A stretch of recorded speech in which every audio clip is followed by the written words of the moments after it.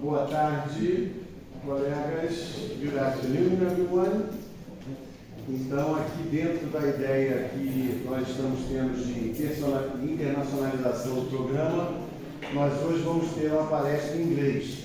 Eu vou estar aqui anotando, não vai ter tradução simultânea, como eu fiz no terceiro se tem, vou fazer uma parte talvez no quarto se tem, mas a gente vai estar ouvindo. Mas se alguém se perder muito, levanta a mão, que eu vou tentar não fazer uma tradução, mas um resumo das principais ideias. Então a ideia é que vocês consigam acompanhar a professora Jéssica, que vai falar inglês devagar, e depois vocês já agradeçam a Fernanda, que ela traduziu o PowerPoint para português. Tá? Então ela vai estar passando o PowerPoint em português e falando em inglês para facilitar isso. Okay, so from now on, we got into the English immersion, and I would like to thank very much Jessica Shumway for being here with us. She's from Utah State University. Utah is on the west coast, a little bit up of California, and the next one in Nevada, and then going up a little bit on the west coast of the United States of America. Jessica Shumway has been just promoted to associate professor. In case you don't know, in the US, when you get a job, like Mazi just get a job, the person is not stable. She's only now stable after she went through 7 years and she got tenure. She got evaluated by all her colleagues in the department, and then she got tenure and she has rights. Among those, to come to Brazil for 3 months, and then she's going to have another 9 months to study, no teaching. She has to get some funding for her career. Okay, but she decided to come to Brazil, and she'll tell you a little bit about this, so I'll tell no more. You can see she's a specialist on digital technology in young kids. I told her many times that that's not my specialty, but she insisted she wanted to come here. So I'm very glad you are here, Jessica. And we already have one of our happy hours, but we should have another 3, 4, 5 before July 15 arrives, when she goes back. And before I ask Jessica, deu para entender um pouco aqui, eu tentei falar devagar também, então deu, e o resto vai colocando. Eu peço que vocês não fiquem cochichando com o outro, mas por WhatsApp, se alguém quiser perguntar, o que diz é legítimo. So Jessica, thank you so much, and please, you can throw in your few words in Portuguese, you know, but okay. Go ahead. Thank you. Obrigada, Marcelo. Boa tarde. Meu nome é Jessica Shumway. Sou professora da Estados Unidos. How is that so far? I've been learning Portuguese on Duolingo, so I have really good Duolingo Portuguese, but when I come and try to speak here, it's not quite the same. So one of my goals is to become more conversant, and so I would love for you to practice English with me, and I would love to practice Portuguese with you. So thank you. I'm going into my second week here this week at UNESCO. So I'm still a little nervous. It's been a really nice, warm welcome, so thank you all. I see some familiar faces of people I have met so far. So thank you for having me. Marcelo, thank you for inviting me to talk today, and I appreciate you pinning, I say it well, Fernanda, and being a part of this research group here. And Fernanda, thank you for translating the slides. I know that's a lot of work, so thank you. Okay. I have today's lecture divided into 4 parts, and with Marcelo up here, I'll try to stop in each part to see if there's any clarification, but also feel free to ask questions along the way as well if you need clarification. So first, since I am new to UNESCO and Shumway, I'll tell you a little bit about myself. I'll tell you about my research and what I do at Utah State University, and a little bit about the research groups that I work in at Utah State. Then I'll tell you about one research group in particular. We work with kindergarten students, so edade 5 y 6, crianças pequeñas. And we use coding robot toys, so I look at coding and mathematics and technology for more dynamic, meaningful mathematics in the young grades. And then I have one study that I'll go into a little more deeply so you can look at the kind of research that we do. The third part, I'll tell you a little bit more about how I came to UNESCO, why I insisted on working with Marcelo, and my interest in humans with media, and the research that you all do here. I think the research in Brazil is really interesting. I think sometimes in the United States, technology is seen as bad. And I think technology, we can embrace it to make math more meaningful and also empower people. And I think that's something I find very interesting in Brazil. So I'll tell you a little more about that. And then for the fourth part, parte 4, questions, discussion and questions that I thought we could talk as a group. Okay, so first, I am sou professora na Universidade Estadual de Utah. And I'm a researcher. I work at a research-intensive university, and what that means is that my role is mainly research. And so I am expected to get funding for research. For me personally, I want to internationalize my research and learn from researchers outside of the United States, and that's one of my reasons for working with Marcelo and Jipini. So these pictures here, you'll see the picture in the top with the children. I study children's thinking.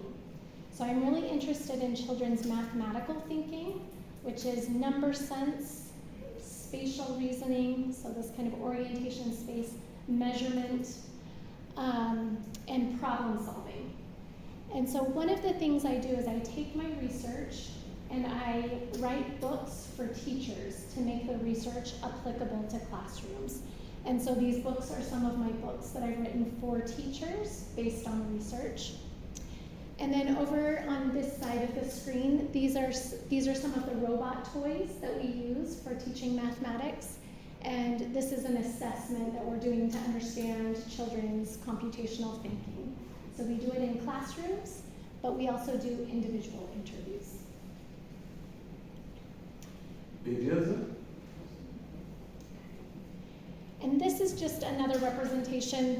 Some of the lines are missing because we went from my computer to this computer, but there's lines that come out to my classroom instruction and technology instruction.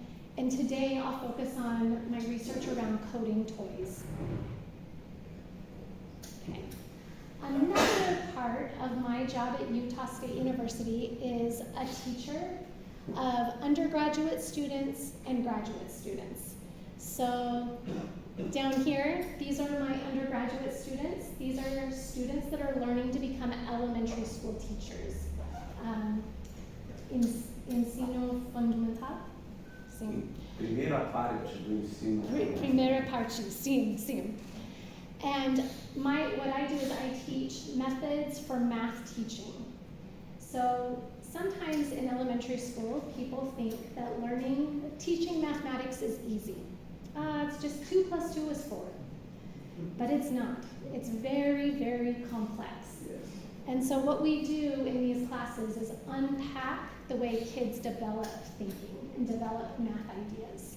So we allow the students to see the complexity and that it's not so easy, that there's a skill and a craft, and we want to empower kids to create their thinking around math.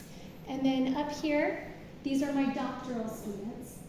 And I have students all over the state of Utah. So kind of like Sao Paulo State, kind of like UNESCO. There's many campuses. In my state of Utah, we also have many campuses. Many of my students cannot leave their community. And so being able to teach across the state with technology, so we call it interactive broadcast. It's kind of like Zoom, but a little more high tech so that we can interact. So they can stay in their communities and get their PhD and do research in their own communities. So these are some of my doctoral students. I teach research methods, I teach math education research, I teach math education theory.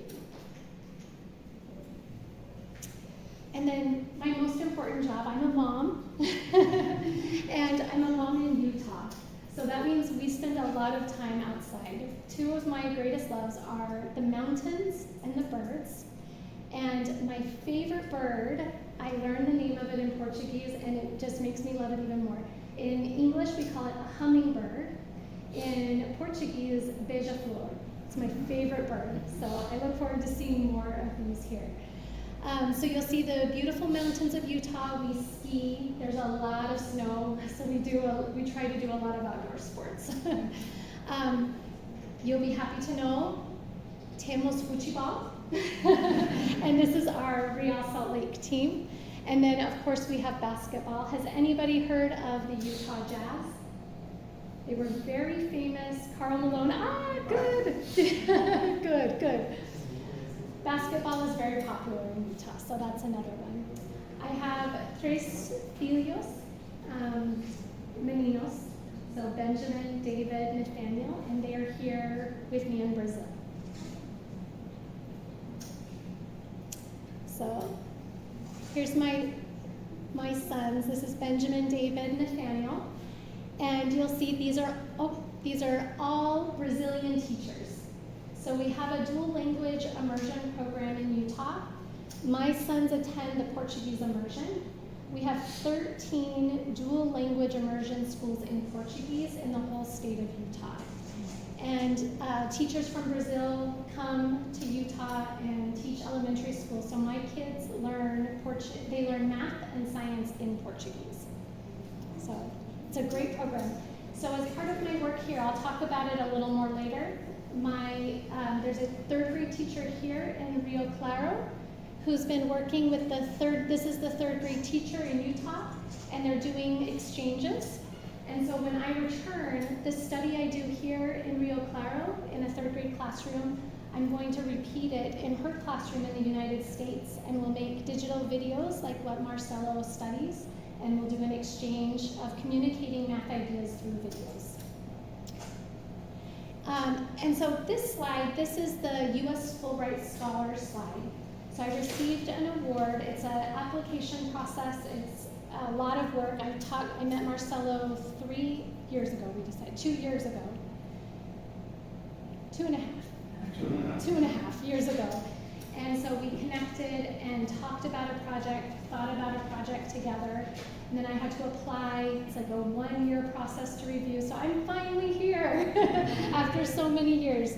And so it's funded through Fulbright Brazil, and that's the commission that's part of the U.S. Fulbright Scholar Program. And that's what allows us to have this relationship between UNESCO and Utah State University. Okay, now I'll talk about my groups, my research groups in Utah.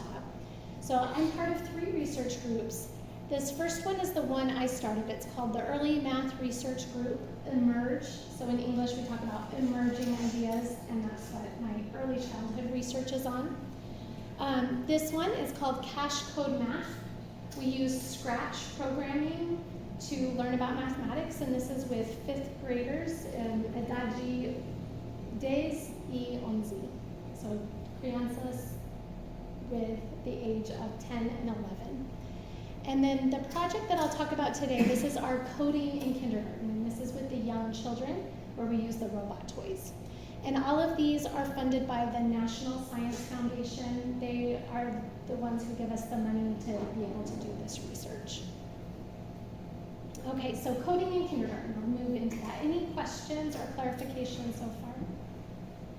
Questões, esclarecimentos. And can you all hear me okay? Okay, excellent. Okay, so I'll move into talking about coding in kindergarten, and then I'll get into one research study. So Coding in Kindergarten, it's a partnership at Utah State University between my department, it's the Department of Teacher Education and Leadership, Escola de Formação de Professores e Liderança, and another department, it's Instructional Technology and Learning Sciences. So Tecnologia Instructional. So professors from both come together. And then we have, so these are the three of us that are professors. We have a postdoc, and then we have students that work on the project with us. So this is our whole team. Okay.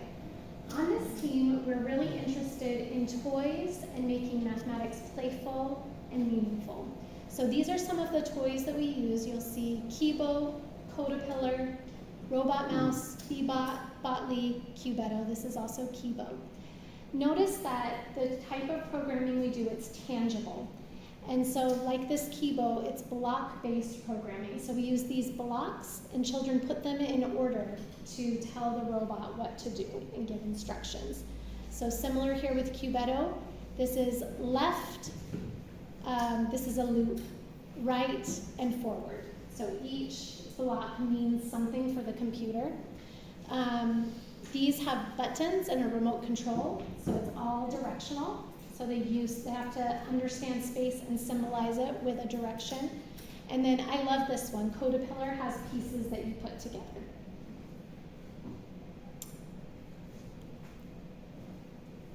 So these blocks, they are a programming language, and students have to sequence them in order to give instructions to tell the robot what to do. And when you connect them, it really turns this robot into a computer and allows us to teach programming to kids who cannot read yet. They're just learning how to read, so this is an accessible way to start to develop computer science ideas. What I'm interested in is not just the computer science and the computational thinking, but also the mathematics. There's a lot of space, measurement, counting, sequencing, patterns, all of these mathematical ideas. Okay, so I have a video. The videos are not working very well. I will try to play it so you can see, but it may not show up. But I'll explain kind of what's happening in these pictures here. So this is called Crack the Code, Descifre o Codijo. Codijo. That was a really bad accent there. I'll work on that one some more. But you see we have two Botley robot toys. This robot was right here and did a right rotation, forward, left rotation, forward. But right here, it's hidden. The children cannot see it.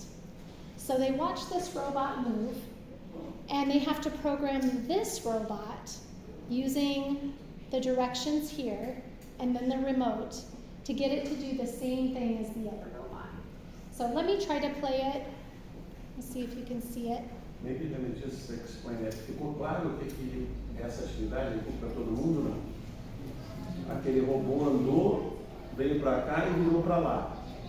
E depois eles têm que programar para que o outro robô faça o mesmo.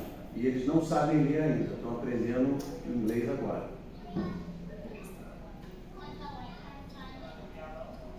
And so what I want you to notice are the kids' gestures and the way they talk to each other and their problem solving. There's a problem with this one. The program should be this. They're missing this one, and they're trying to figure out why their program doesn't work.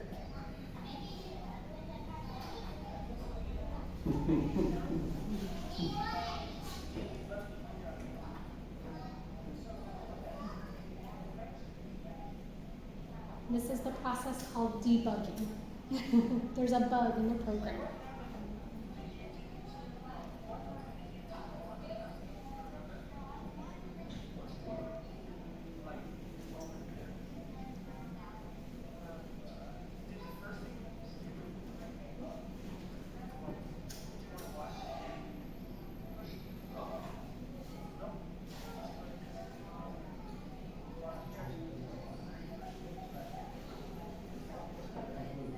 Doesn't work. How old are the kids? 5 and 6.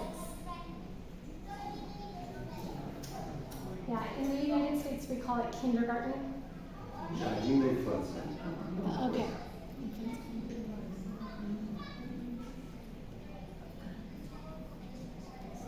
But you can see the gestures, and this is what we study. We look at these clips very closely and look at the gestures and how they're symbolizing the space and the problem solving and the collaboration that they do to figure out what's gone wrong.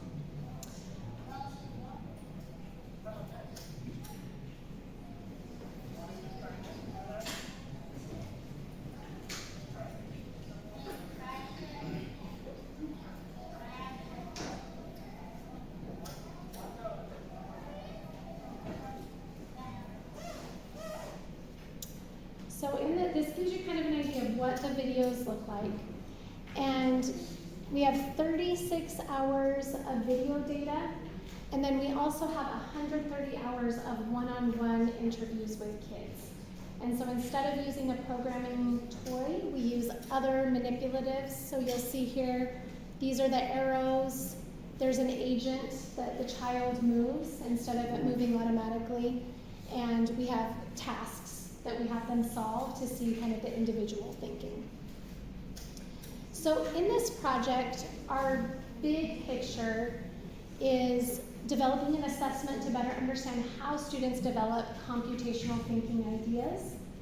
My part in the project is really studying the mathematics. And what we've learned, because the robots move in space and use direction, you'll see that the kids had to think about their orientation in relation to the robot. If the robot is turned, they have to think about what is left from this angle and orient themselves. So there's a whole lot of spatial visualization, spatial orientation. The robot moves in segments that are precise, so there's a lot of measurement. And that's the kind of thing that I'm really interested in studying as we look at these toys. Now, computational thinking is a very broad term, and it's about thinking and problem solving with and without computers. We use programming as the context for understanding computational thinking, but computational thinking can show up in other ways besides programming. Also, there are lots of definitions of computational thinking. It's very context specific. And in our case, we look at the robot coding toys as our context and look at young children who are different than adults that are programming. And so we focus on algorithmic thinking, and this is that sequencing of codes. We look at decomposition, which is breaking a program or a path into smaller parts to make it easier to solve. This is very helpful in elementary mathematics too when you break apart a number. So 10 is 8 y 2, des is also 5. There's all these different parts. And then debugging, and that's what you saw the kids doing. There's a problem, and we have to problem solve and figure it out, and we'll use our spatial orientation and our spatial reasoning to solve. And what's interesting to me is that spatial reasoning is important for all of it. So this is not a new idea. This started with Seymour Papert. He is known for his theory of constructionism, and this is the meaning making. So I think in Portuguese, aprender fazendo, and this creation of knowledge, and thinking about concrete objects to help us make sense of ideas. And in the 60s and 70s, he created logo programming, but it was expensive and it didn't really get out of the labs. He came up with these powerful ideas, and this is kind of how we think about computational thinking. That for the digital era, the 21st century, we also need computational thinking as part of reading, writing, mathematics, that computational thinking is part of that learning. And then Mindstorms. Has anyone heard of Mindstorms? It's a great book. It's a great, great book. And this is where he talks about those powerful ideas. And sala também. Yeah. There's also Oh, good, yes. And this logo turtle the toys that we use are sort of copied from Logo Turtle, but they're more advanced and cheaper and more accessible to classrooms today. Okay, so I'll pause here. So that's kind of the big picture of my research group coding in kindergarten. Any questions so far? Then we'll get into the math. Okay. Excellent. So I'm going to take you into one small piece of our larger study. So this study is about, let me just check my notes, make sure I'm not forgetting anything. This study is about kindergarten students' math knowledge at work. So we identified, the purpose of this study was to identify the mathematics that students were using as they were solving coding toy tasks and the connection between the programming and math.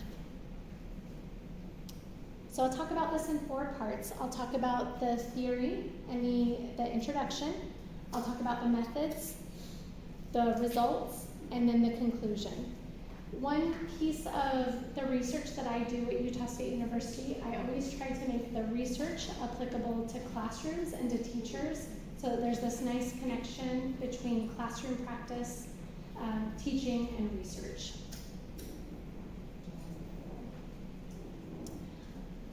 Okay, so this is the theory. So my coding in kindergarten, we developed this model that explains computational thinking for kindergarten students.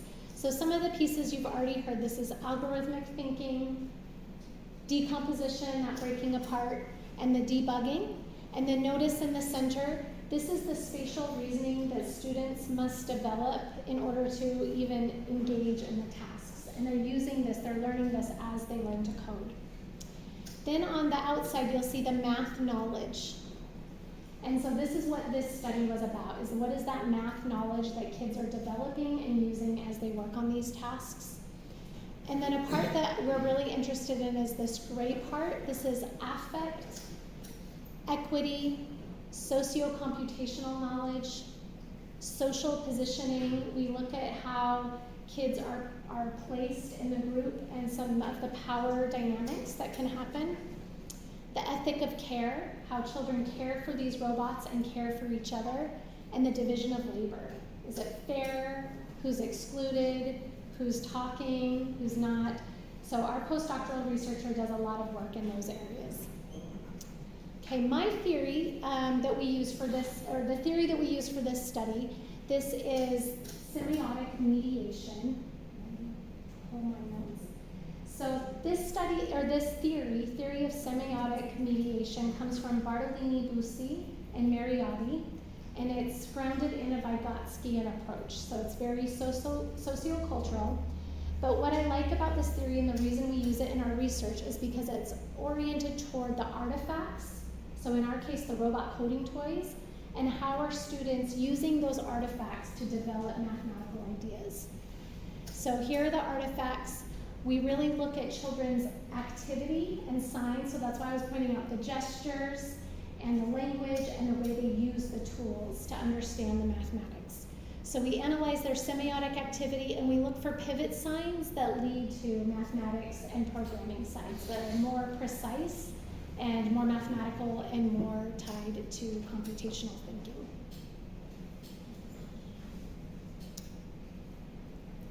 So our research questions for this study, one was on what is the math that children use as they're solving these programming tasks.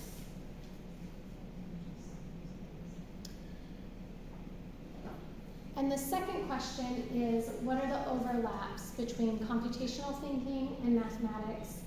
And the reason we ask these questions is we would like to develop a framework for teachers so they know what to look for to better leverage the mathematics when they're using these tasks.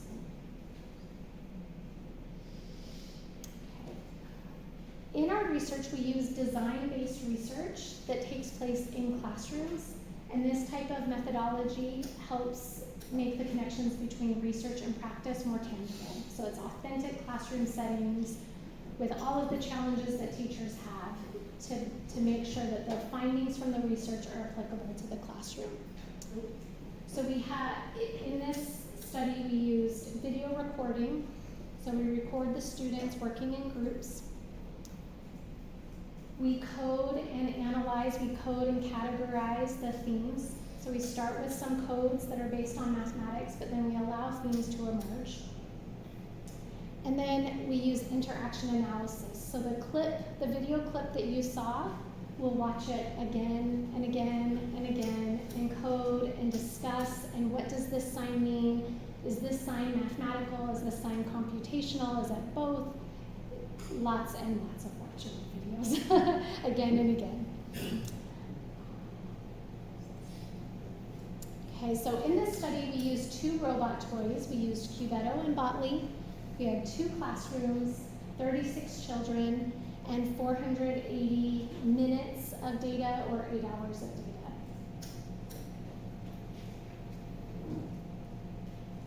And these are the 2 robots that we used for this study. So you'll see that one robot uses arrows on a remote control. The other robot has a programming board with blocks that tells the computer what to do, or tells the robot what to do. Any questions so far?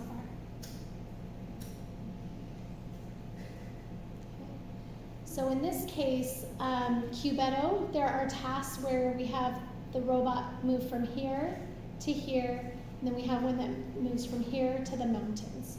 And then you'll see that the children work in groups of 4 to 5. The Botley, you'll see again we have the coding arrows that they place here for planning the program. Then they put it on the remote control.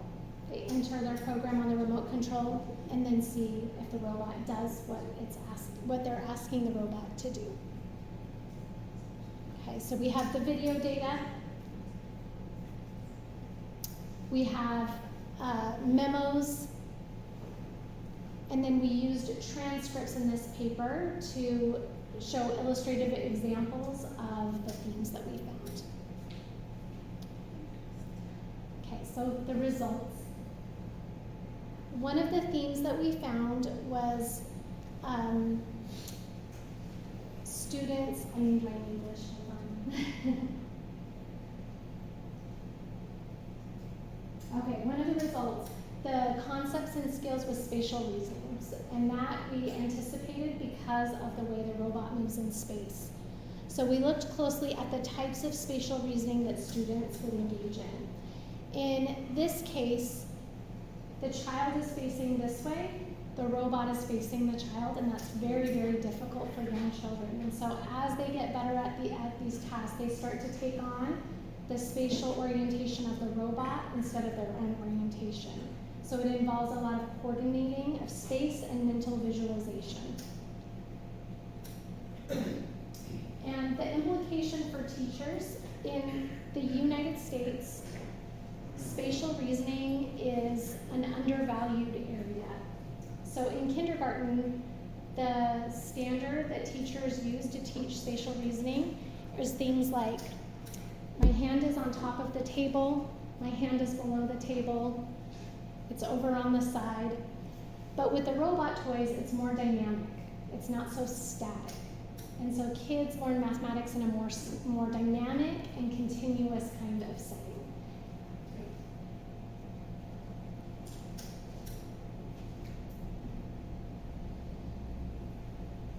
Okay, and the second result, this one is showing some of the measurement, that it's more dynamic and precise. So in this instance, the Cubeto robot moves in segments. So it'll move 1, 2, 3.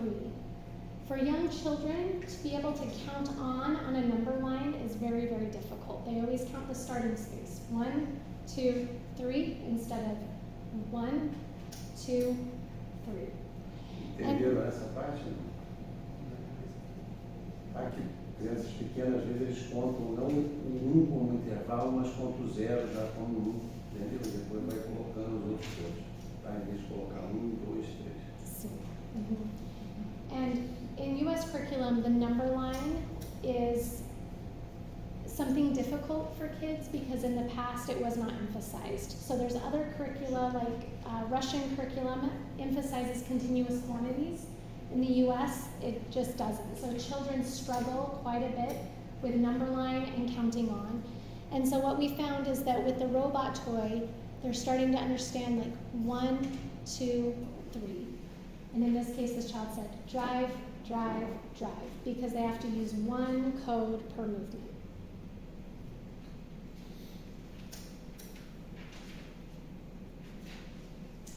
Okay, and then this looked at our overlapping computational thinking and mathematics.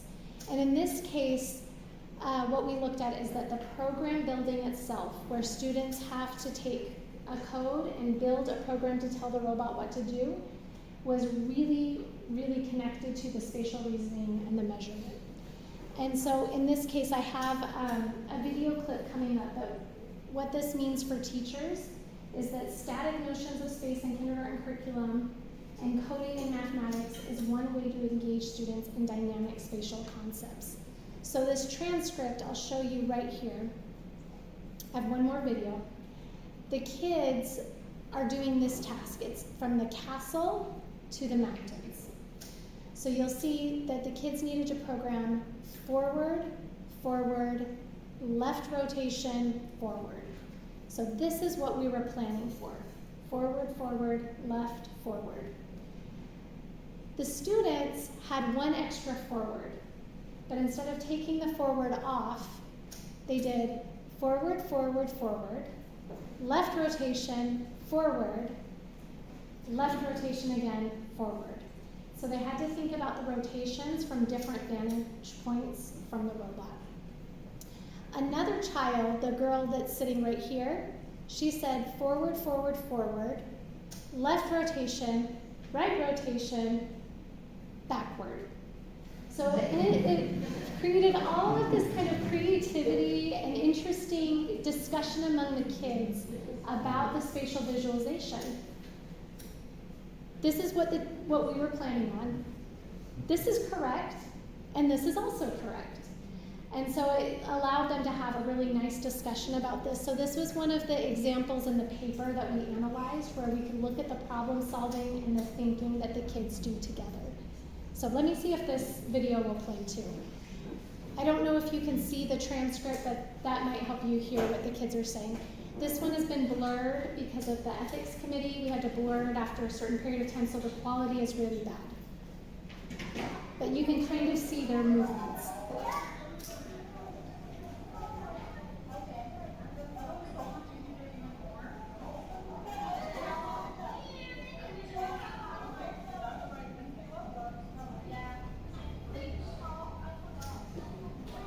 You can see them tracing the path.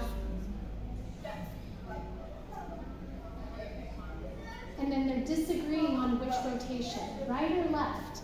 She wants right, he wants left.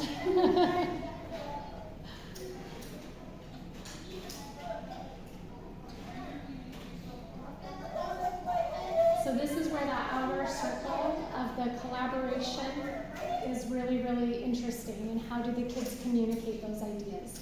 And then they also have to think about other orientations of space. Does backwards work there? But you have to turn the rotation a different way, and then symbolize that. So our conclusion, and read my English for this one. Okay, so the conclusion, I'll read this quote in English that's here in blue. This comes from Noss and Hoyles, who Marcelo knows really well too.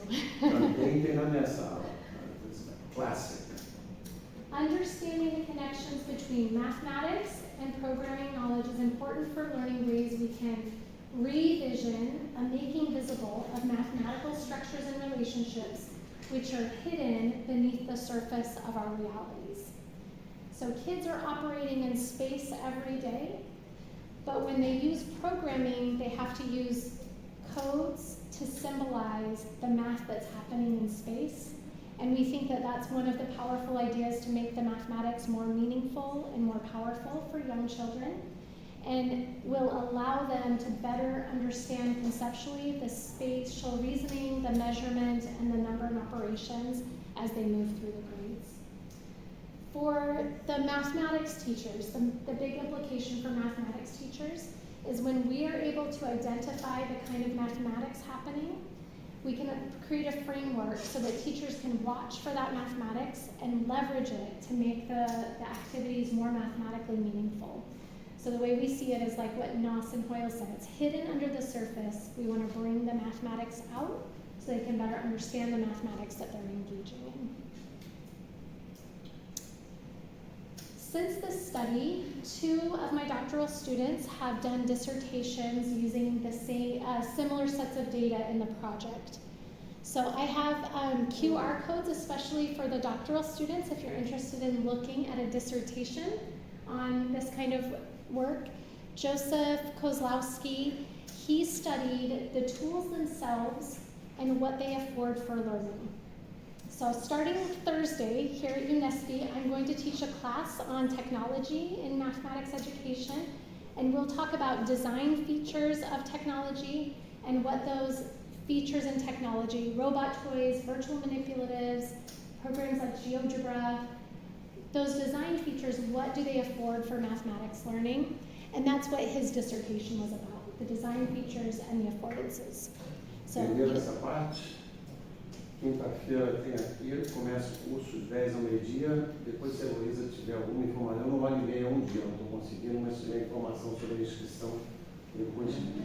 Ela vai mandar e-mail para todos os que estão inscritos. Ela vai mandar para todo mundo que se inscreveu. Ah, tá legal. Então tá ótimo. E vai ser aqui no Lane, 10 ao meio-dia, tá bom? Mas talvez alguém mude agora, vendo, né, de um jeito ou de outro. Go ahead. So it's just talking about signing up for the course. For the class. Perfect. And with Joey's dissertation, he looked at things like the remote control, the wheels, the grid spaces, anything that the toy developers design to afford learning. Lisa Welch just is graduating next week. So she's all done, she's graduating next week. This is the QR code to her dissertation. She looked at our interviews. So not with the coding toys, but instead with this pretend robot agent, the arrows, and kids had to solve problems. So these were individual interviews, and she looked at the mathematics students used in these interviews. Okay, so that's all for the study. Any questions so far about the study? And I have just one more part to talk a little bit about what I'm doing here at UNESCO. Mais alguma pergunta? E aí ela tem mais uma parte apenas para falar. A Pamela sabe responder todas aqui, tá tudo alinhado. Tá. Okay. Okay. They're too shy. And we can have more discussion at the end too. I'd like to know your thoughts. Okay, so this is my last part of the presentation today. So I wanted to talk a little bit about why Brazil and why UNESCO. So I knew that I wanted to expand my research, expand my thinking outside of the United States. We can be very narrow-minded in the United States. So I wanted to expand. So I started to think about a Fulbright Award to learn about something new, a new way of looking at the research that I do. And so I speak Spanish and started looking at scholars in South America to look at who studies technology and mathematics education. So I'm looking at Uruguay, Argentina, Mexico. Marcelo Borba keeps coming up again and again. He's in Brazil. He's in Brazil. I don't speak Portuguese.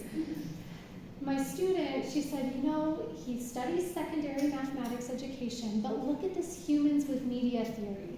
So she and I, Caitlin, Marcelo, Caitlin, she and I started reading Humans with Media, Soto, Daisy Soto, Scugalia, who I think is in Canada right now. Who's in Canada. Yes. So we started to get really interested in Humans with Media.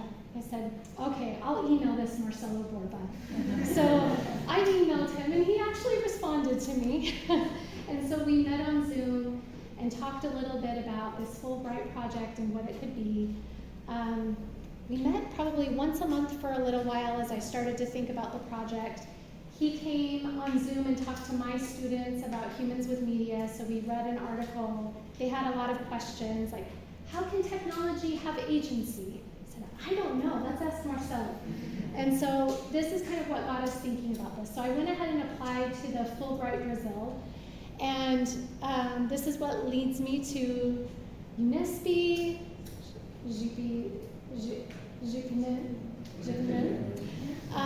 I got really interested in the Festival of Videos, and I think this is something that I'd like our students in Utah that are learning Portuguese to watch more of these.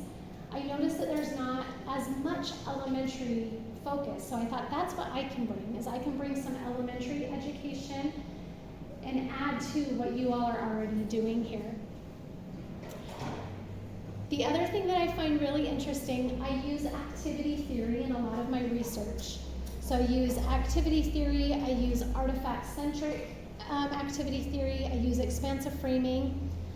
I did not know about humans with media theory.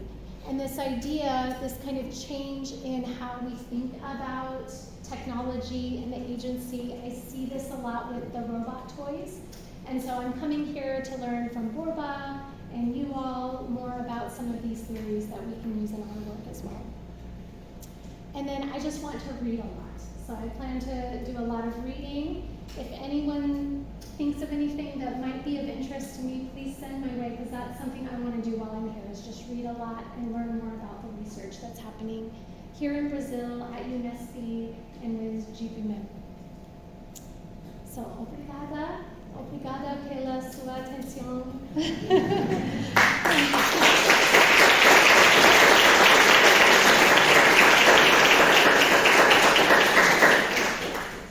Perguntas, comentários, se for em português para eu traduzir, tem que ser curto. Tá? Eu sempre brinco com um amigo, o Dario Fiorentino, um dia aqui mesmo, pediu para eu traduzir, só que ele falou 20 minutos. E eu falei, eu vou inventar o que eu quiser.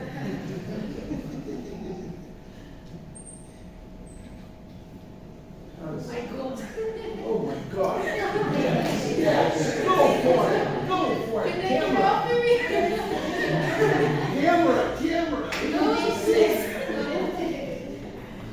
Thank you for your presentation. I like technology. I study Scratch. Yes, I'm happy for this presentation. I don't know much English.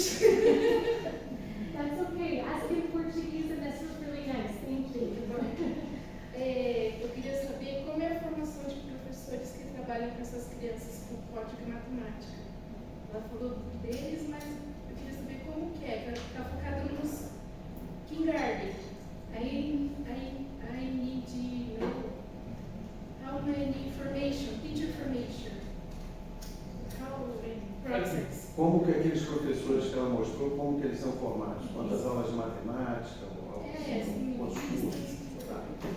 Okay, so could you understand? A little bit. She wants to know more about that picture you have of your undergraduate students.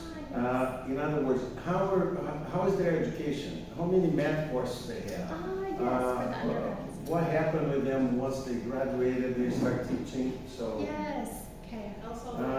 Just 1 second, because the most important person is here, is Ina Jara. Você quer falar alguma coisa? Yes. She wants to talk about discipline and signing up. A matrícula, a Sandra está acabando de colocar no CISPG, então talvez se vocês acessarem 5 e pouquinho, por aí, já está pronto. Então vamos falar assim, ó, amanhã de manhã até quinta-feira, que é o primeiro dia de aula, os alunos fazem a matrícula pelo CISPG. E se vocês conhecerem algum aluno especial, na página da seção de pós tem um link para alunos especiais. Então, a matrícula de regular é igual sempre faz. You understand?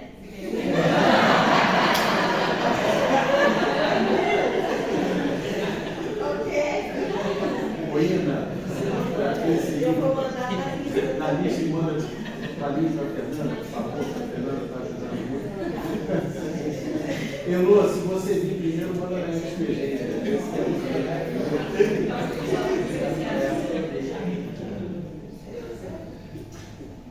Ina Jara, very good. Thank you very much. Okay, so teacher education, how you study. Yes, I pulled up the picture for you. Yes, These students, they are usually in their senior year, so our undergraduate program is 4 years. My students, not all of them, but many of them are afraid of mathematics. They don't want to teach mathematics. No. They want to teach reading. And so one of the things that I do in this final year of their program, they've had 2 classes in the math department, and they come to me for pedagogy. And so they have 2 classes of pedagogy. This is their last math methods class. And so what I do is I really try to dispel the fear of mathematics, that math is fun. Your mathematics that you learned was probably worksheets, and so how do we make it more engaging and authentic? And when they relearn mathematics in that way, it empowers them to want to teach the children that way. It's hard because then they go into, as part of this class, they have this class for 9 weeks. And then for 5 weeks, they go into the schools to practice the methods. The schools are very traditional, and so there's a disconnect between what we learn in math methods and the schools. And so I focus a lot on taking a curriculum and adapting it to make it more meaningful and authentic. And that's the challenge of this class, but they really love it, and I feel like they walk away with a toolbox of how to make math teaching better, because in the US, we have a long way to go. But this moment, you will present software, first you spread in this moment. Yes. Information about it. Yes, so we do a couple of days of technology integration. I try to bring it in throughout the semester, but one of the days we actually use Scratch to program math ideas. So we have a unit on exponents, so they see the Scratch path, they see exponential growth. And then we also use Scratch for geometry, so they use the coordinate grid to create geometric shapes. Yeah, thank So, you. do they have 4 math classes, 2 in the math department and 2 in the education department Yes. with people like you? Yes, yes. Entenderam a diferença? Nós temos uma aqui e, em geral, põe na sexta-feira. Agora pararam com isso, entendeu? Mas já tem muita aula na sexta e todo mundo não querendo. Essa é uma pequena diferença. 4 cursos ao invés de 1. Aqui é a mesma coisa. São 5 anos, mas porque é noturno. Né? Years there. 4. So it's like 4 years, like a full period study, right? They have Yeah, classes full all program. day and Yeah, so my students are seniors. I teach them right before student teaching, which is their last class. seria legal se pensei que a Paula está aqui, porque isso ia ser bacana para estar discutindo lá, entendeu? Em algum momento, porque é sempre isso daqui, né? Tem 4. How many of other science, of natural science, do you have an idea or? They have to have some prerequisites as part of their bachelor degree, but they only have 1 science methods class. Okay, yeah, and then they have some science classes designed for Biology. them, right? Sometimes not. What about the math class? Are the math class The designed math for? is designed for them, so it's a math department class that's designed for elementary math teachers. Então, assim, só para ter uma ideia, as aulas de matemática não são como são às vezes. Aqui não é mais há muito tempo, desde que a educação matemática passou a dar, mas já foi. O cara dava teoria de conjuntos, funções e terminava lá e ia embora. Tá? Quando eu cheguei aqui, era assim. Então, lá são aulas especiais para isso. Em ciências, a situação é um pouco pior. Elas têm uma só, ao invés de 2 classes, como a dela para matemática, e eles têm que fazer algumas disciplinas, mas nem sempre são feitas para elas. Tá? And with your question, they take 1 technology class, but it's just kind of broad. And usually math isn't addressed, so I try to bring it back in to this. Além disso, então, tem uma disciplina de tecnologia no geral para professores de primeira classe. Tá? E educação infantil, né? K to 5, right? They can teach. K to 5. Can I just follow up on her question? Yeah. I was thinking about the teachers that you work in their class. Yes. See?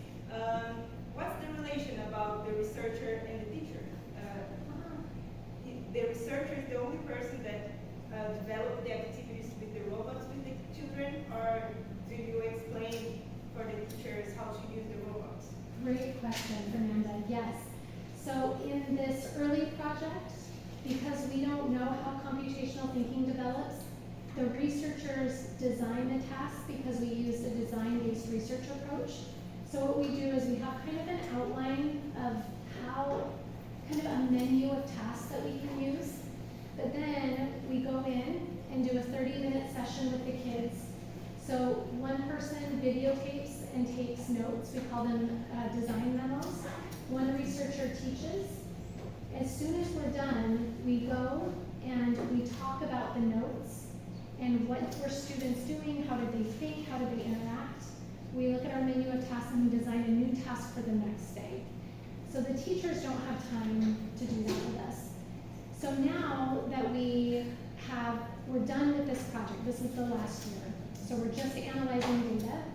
We are waiting to hear about funding on a new project where now that we know more about how kids develop computational thinking, this new project, we're going to have a design team of teachers, and they get paid extra money, and we sit together and we talk through the lessons and create lessons together that they will then teach in their classroom and how is it going. So we almost have to do the first step where we don't know. So we have to kind of figure it out. Now we have this, I'll show you.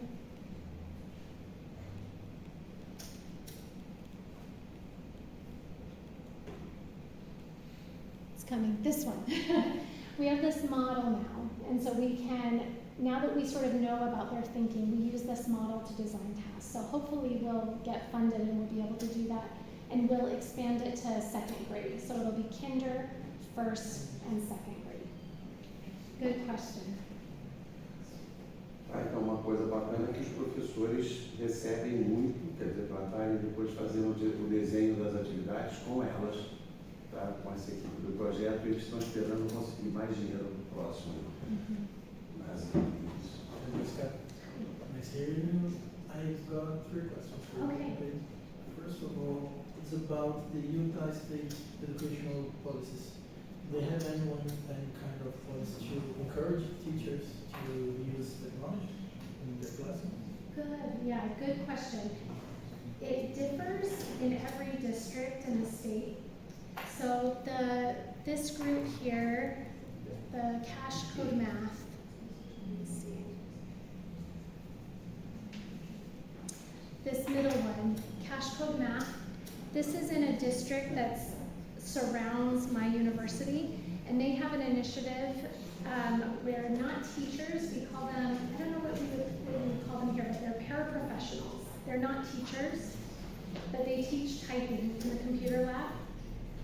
So these are teachers with no training, no teacher training, and they're asking them to use Scratch in the classroom and teach them programming with Scratch.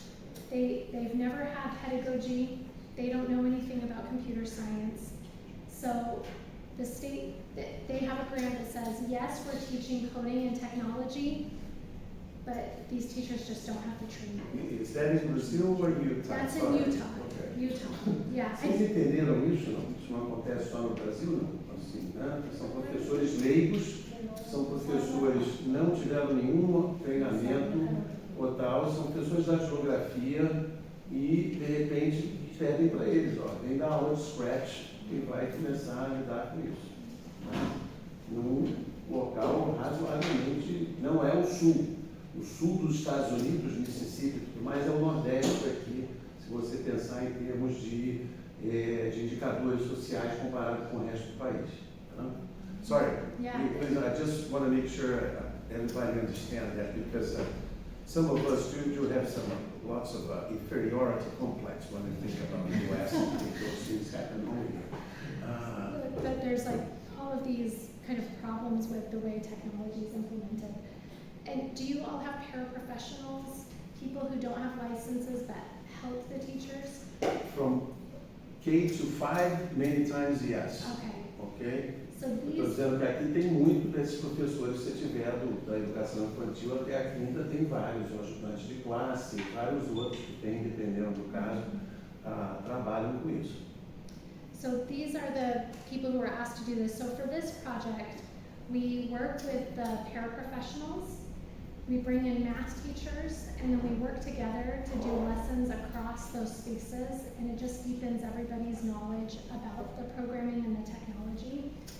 The other district, this coding in kindergarten, there's not really a push for technology. It sort of depends on the teacher. And so Fernanda asked about the relationships with teachers. There were 2 kindergarten teachers that asked to work with us because the computer science standards like tells teachers what to teach were adopted, but they're not implementing it yet. And the teachers in this coding in kindergarten wanted to be on the cutting edge of how do we teach coding in kindergarten, because they don't want it to be bad teaching. They want it to be good teaching. So it differs in different parts, depending on money and who has access and who's in charge at the district level. Good question. The second one is about the tasks and the activities you do with the kids. It's related to the curriculum, to the standards. Okay. Yes, and the difference is that we loosely tie it to the standards. For computer science, there's not really standards that are appropriate for kindergarten yet, and that's why we wanted to develop the model so that the standards are more appropriate. All they say is algorithmic thinking, but what does that mean in kindergarten? And so we're hoping that our model will help influence the way those standards look. For math, we do have it tied to the standards, but the spatial reasoning, it's all based on shapes and not really movement in space and 3-dimensional space. And so we tie it to the spatial reasoning, but the standards are really basic. And so the tasks themselves, they go beyond the standards. So you have to create almost everything about them. Yeah. And the last one is about that task where the kids had to go forward. Can you show them the slide, please? Then turn right and go backwards. Yeah.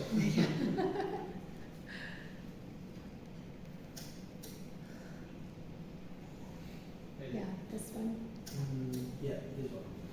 I thought it's amazing. But my question is, based on the semiotics, that's your theory, right? What can you tell us about this kind of thinking? Because everything seems to be right. Yes, right? yes. So what the theory can tell us about this kind of thought? Yeah, and in this particular case, the part that we were very interested in is, let's see, I think it was, okay, Cruz, he used gestures and the codes. Hugo used language and the codes. And so with the two of them working together, using the theory, those are those semiotic bundles. And so when the kids have 2 different semiotic bundles coming together, it just creates this multimodality that they start to understand each other's way of thinking. Not in this transcript, but Ramona, she's the one that wanted to go right, and everybody else wanted to go left. And Ramona, a little bit later in the video, the rest of the group went, because they were arguing with her, no, that's not right, but she had correct thinking. And so beyond just the mathematics, it helps kids become more flexible with their thinking and sort of expand their knowledge base. And so Ramona had her moment a little bit later in the video where Hugo and Cruz go, I understand your thinking. And some of it could be, we look a little bit at gender also. So Ramona is a girl, and we have these 2 boys that keep telling her she's wrong. And so then we kind of take a step back and look at the socio-cultural elements of that too, which I think is interesting. Is she the last one? She's the last one. Okay. Yes. Okay. And did they realize that it can have more than one solution for the same problem? Yes. Okay. Yeah. So a little bit later, when Ramona shows this strategy, the backwards, it was this moment. Okay. Thank you. Hi. Hi.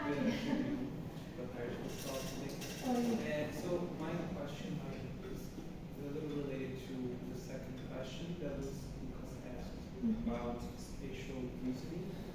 So the goal of the tasks is to develop mathematical thinking, and I was wondering if you mentioned like you were trying to improve the standards. Standards are very low, so maybe we can work more complex stuff with children. Right? So would you say that we can relate this mathematical thinking, this spatial reasoning with topics from geometry? And if we can say that we're teaching geometry to children like this Yes. somehow? And there's another question, which is more technical, about the first task that you showed. So do the children have to, write, like put the script of the movement before they move the robot? In our tasks, yes, we have them lay it out. They don't have to because they can just use the remote. They can like explore. Explore, yes. So we have some tasks. I didn't show any of these today, but we call them playful tasks. So it's like program Botly to do a dance. I do this with my undergraduate students too. They are so good at it. They will program the robots to dance, and there's music, and it's fun.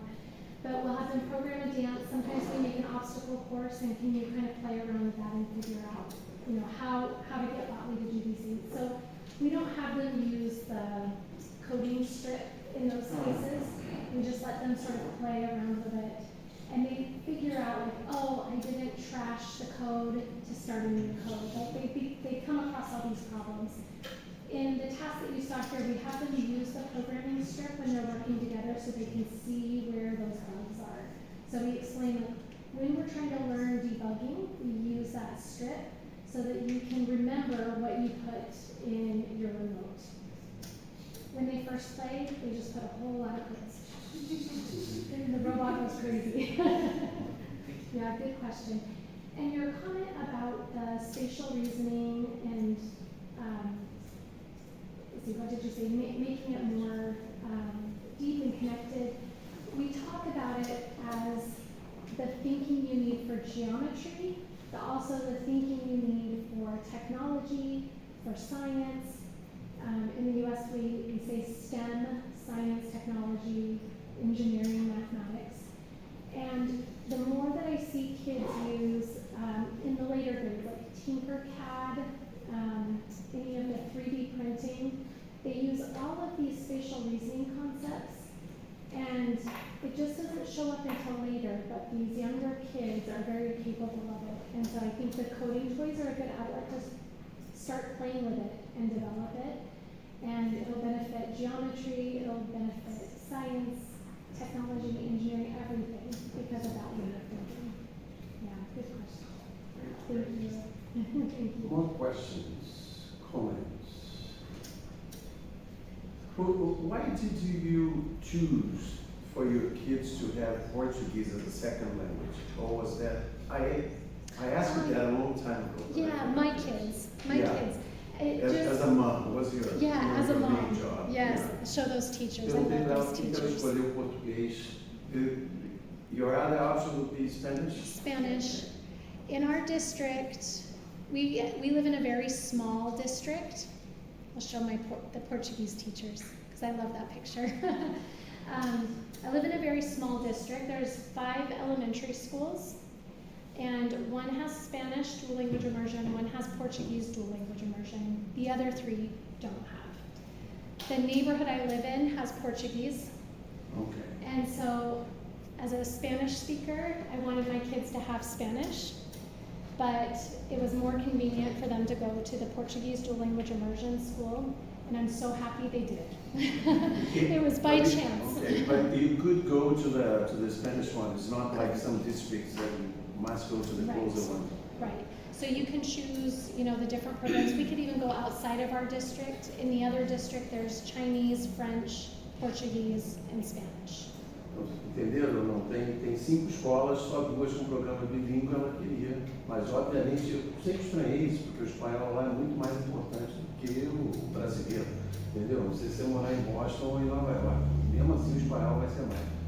Mas, ok. Yeah, and Oh, yes, go ahead. Yes. Okay, I was going to say that it worked out really well. This one, Benjamin, he's my oldest. He's very sensitive. And I worried about him being in school in the U.S. The teachers from Brazil have been so good for him because they're very caring, they're kind. So,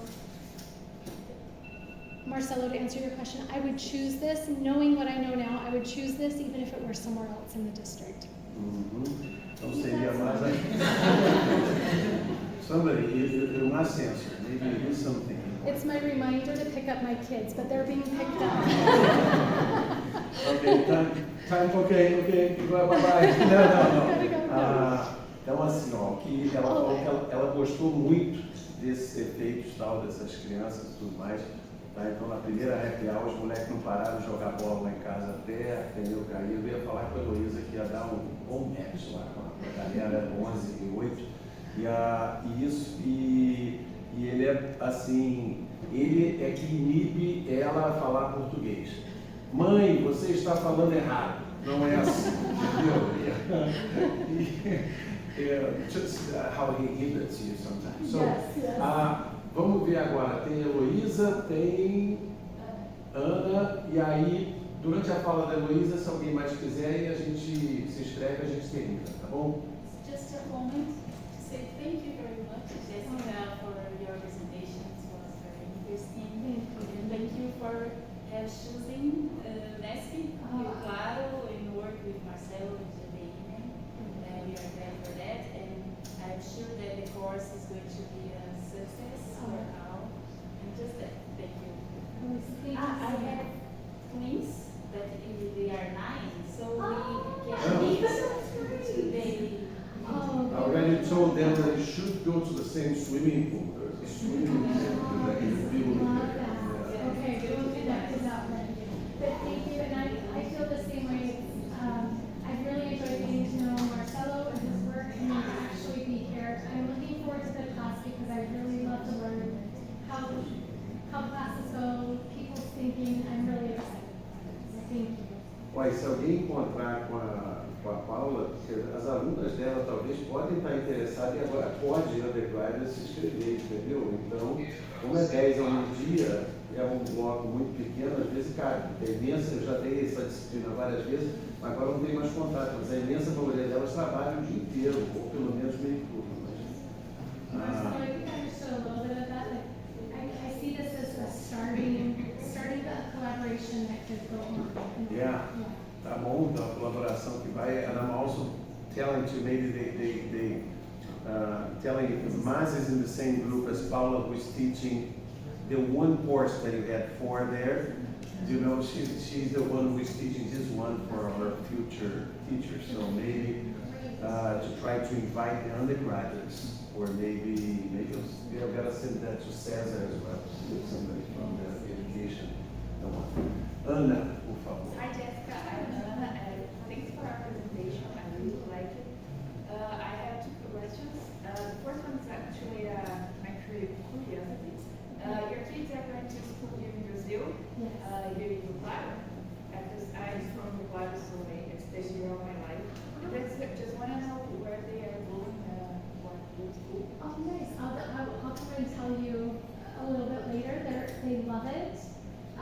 They're in started their second week this week, and they have some after-school classes too, like judo and financial literacy, cinema club that we don't have in the U.S. So that's been very exciting.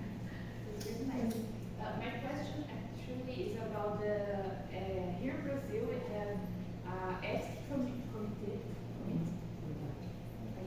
Ethics committee.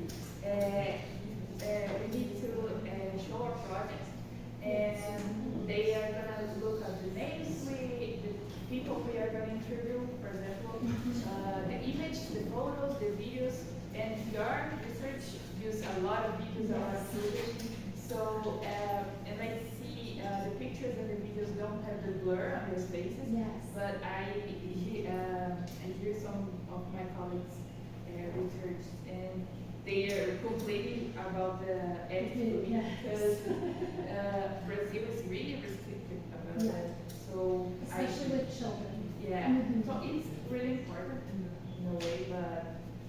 I wanna know the difference if anyone talked to you about that. Yes, that's a great question. In the United States, it's the same. And one thing that I've had to learn to do, there are some projects, if I want to move it through quickly, then I only do audio recording, not video recording. In this big project for coding in kindergarten, because we're looking at gestures and space, we need to be able to see the kids interacting in these ways. And so if you saw these videos, we are able to select clips and pieces that we can use for education. So we can use it for lectures, we can use it for class, but they're only select clips. And who select that, you or the ethics committee? We did. Okay. We did. So they trust that we just have to say that we're going to select a certain amount for educational purposes only. So we can't. Up to 1 hour. 5 years. Sometimes they say an amount for this project. They don't say an amount, just a portion. And then after that, you blur have your to- face. Yep. And this one, the project where the video you couldn't hear it or see it very well, that was part of our pilot project. And so we couldn't keep the data clear for a long period of time. We could keep it clear while we analyze it, but then once we sent the paper to the journal, we had to blur it, and the voices sound a little bit different. That's why you can't hear it as well. So we can still show those, but it's blurred and more anonymized. Here, I'll be doing a project in a 3rd grade classroom. Fernanda's been helping me learn about the ethics committee. And so I'll learn what the process is here, but because we're making digital videos, we could either have the kids just use their hands and not use faces.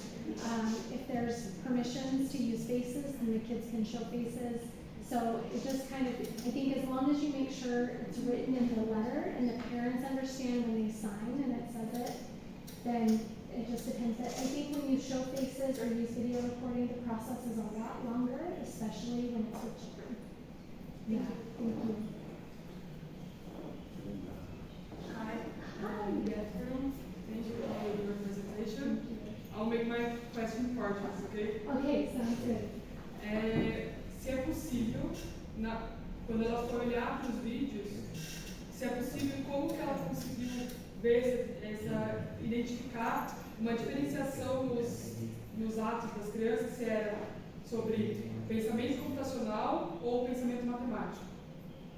Okay, when you look at the videos, could you identify when was computational thinking and when was mathematical thinking? Good. If yes, how? Good question. Very good question. We do some iteration, and the last finding was, let me find it.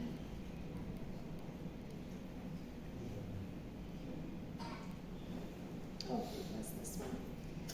This one was our kind of how are computational thinking and math thinking connected, because sometimes you can't tease it apart.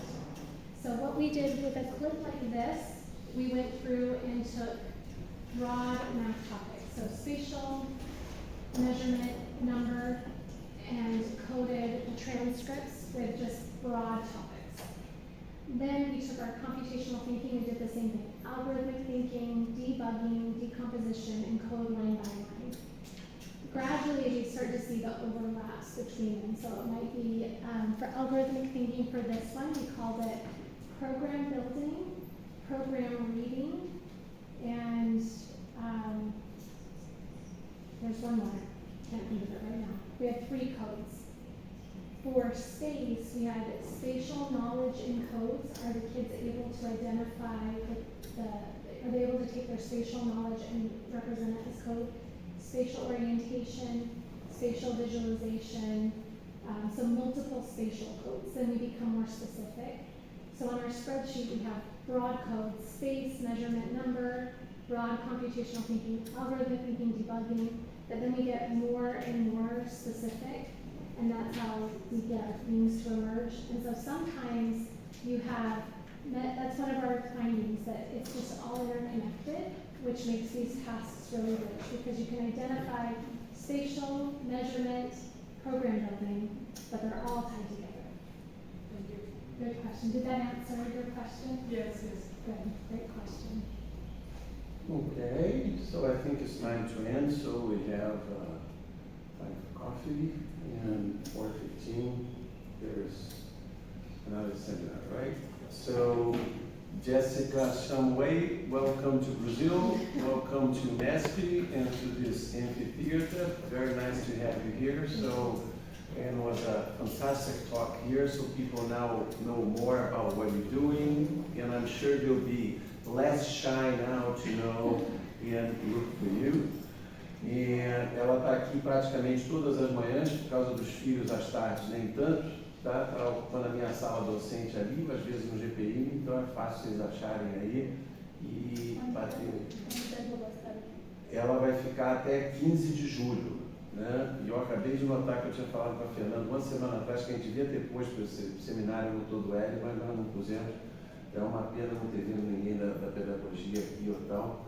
Aliás, mas no momento estava sendo feito com PGNL, entendeu? Ia sempre mandava, já na comissão mandava, e depois assim parou, que era uma boa, né, para as pessoas terem. Aparecia sempre um da ecologia aqui, um dependendo do tema e tal, né? E nós, isso vai estar depois disponível, não? Mas senão a gente. Senão depois a gente depois tenta fazer um outro, algo do tipo, falando mais do projeto aqui, depois que estiver aprovado pelo Ethics Committee, que mandou mais um negócio, tem que fazer mais uma 30 coisa agora e tal, então foi parar lá em outro lugar. So, anyways, thank you so much for your seminar, and we might gonna maybe schedule another one on the collaboration that you're doing here so they understand more. But once the ethics committee go through, I'll talk to Lucas, who's organizing the seminar, to see whether there's some room still for another seminar, then we can advertise better. But I'm sure this is the first of many visits, so welcome again, and thank you very much.